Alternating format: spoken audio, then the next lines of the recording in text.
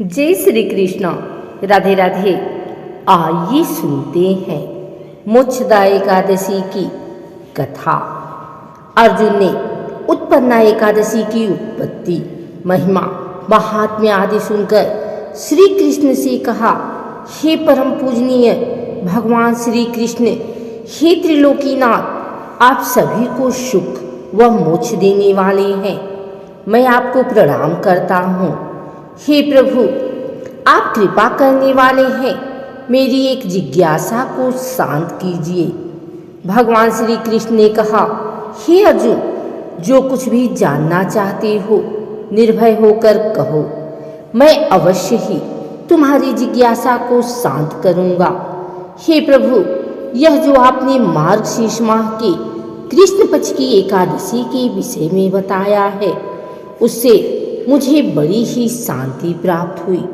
अब कृपा करके मार्गशीर्ष माह के शुक्ल पक्ष में जो एकादशी पड़ती है, उसके विषय में भी बताने की कृपा करें।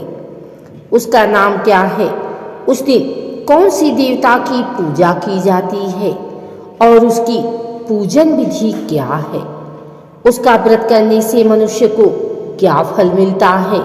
प्रभु, मेरे इन प्रश्नों का विस्तार सहित उत्तर देकर मेरी जिज्ञासा को दूर कीजिए।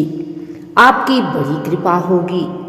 अर्जुन की जिज्ञासा सुन श्री कृष्ण बोले, हे अर्जुन, तुमने बहुत ही श्रेष्ठ प्रश्न किया है, इसलिए तुम्हारा यश संसार में फैलेगा। मार्गशीर्ष माह के शुक्ल पक्ष की एकादशी अनेक पापों को नष्ट करने वाली है। संसार में इसे मोक्षदा एकादशी के नाम से जाना जाता है। इस एकादशी के दिन श्री दामोदर भगवान का धूप, दीप, नैवेद्य आदि से भक्तिपूर्वक पूजा करनी चाहिए। हे कुंती पुत्र, इस एकादशी व्रत के पुण्य के प्रभाव से नरक में गए हुए माता पिता पितर आदि को स्वर्ग की प्राप्ति होती है। इसकी कथा इस प्रकार है, एक पुराण में, इसे ध्यान से सुनो।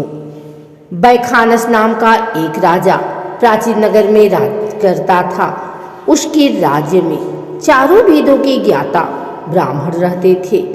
राजा अपनी प्रजा का पुत्रवत पालन किया करता था।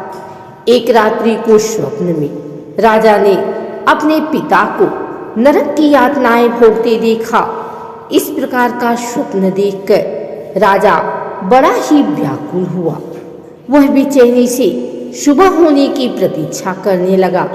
सुबह होते ही उसने ब्राह्मणों को बुलाकर उनके समक्ष अपने स्वप्न की बात बताई।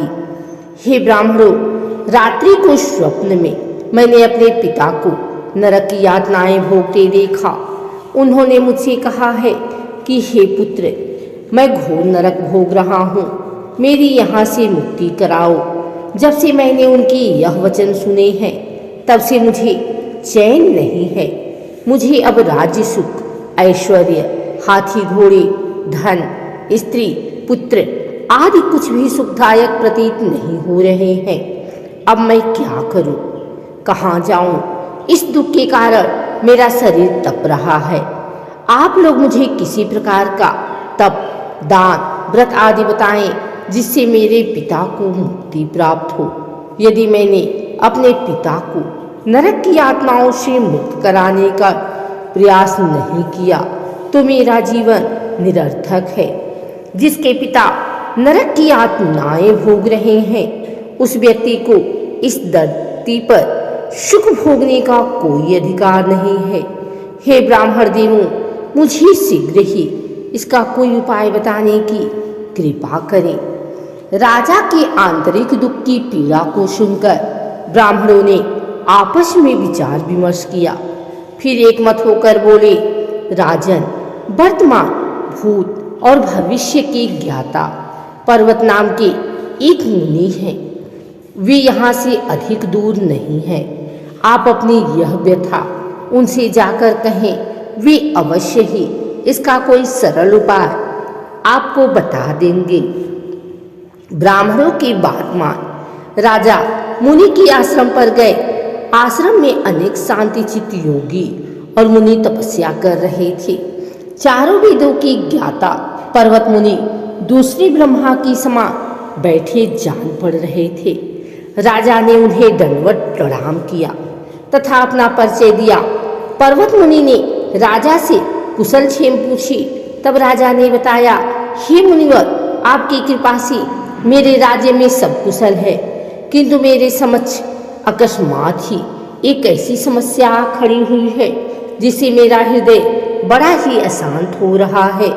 फिर राजा ने मुनि को व्यथित हृदय से रात में देखे गए स्वप्न की पूरी बात बताई और फिर दुखी स्वर में बोला, हे महर्षि, अब आप कृपा कर मेरा मार्गदर्शन करें कि ऐसे में मुझे क्या करना चाहिए। कैसे मैं अपने पिता को नरक की यातना से मुक्ति दिलाऊं। राजा की बात पर्वत मुनि ने गंभीरता पूर्वक सुनी। फिर नेत्र बंद कर भूत और भविष्य पर विचार करने लगे। कुछ देर गंभीरता पूर्वक चिंतन करने के बाद उन्होंने कहा, राजन, मैंने अपने योग बल के द्वारा तुम्हारे पिता के सभी कुकर्मों का ज्ञान प्राप्त कर लिया है। उन्होंने पूर्वजन्म में अपनी पत्नियों में भेदभाव किया था। अपनी बड़ी रानी के कहने में आकर उन्होंने अपनी दूसरी पत्नी को ऋतुदान मांगने पर नहीं दिया था। उसी पाप कर्म के फल से तुम्हारा पिता नरक में गया है।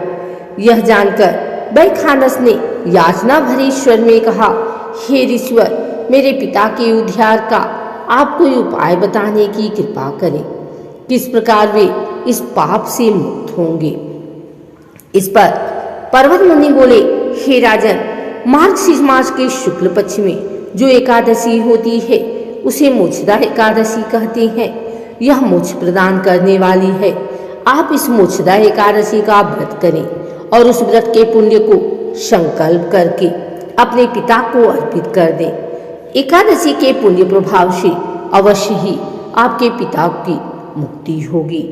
पर्वत मुनि के वचनों को सुनकर राजा अपने राज्य को लौट आया और परिवार सहित मोक्षदा एकादशी का विधि पूर्वक व्रत किया। इस व्रत के पुण्य को राजा ने अपने पिता को अर्पित कर दिया।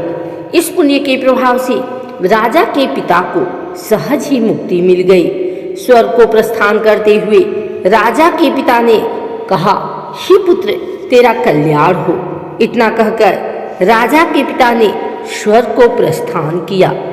हे पांडुपुत्र, जो मनुष्य मार्गशीर्ष माह के शुक्ल पक्ष की एकादशी का उपवास करते हैं उनके सभी पाप नष्ट हो जाते हैं और अंत में वे स्वर्गलोक को प्राप्त करते हैं।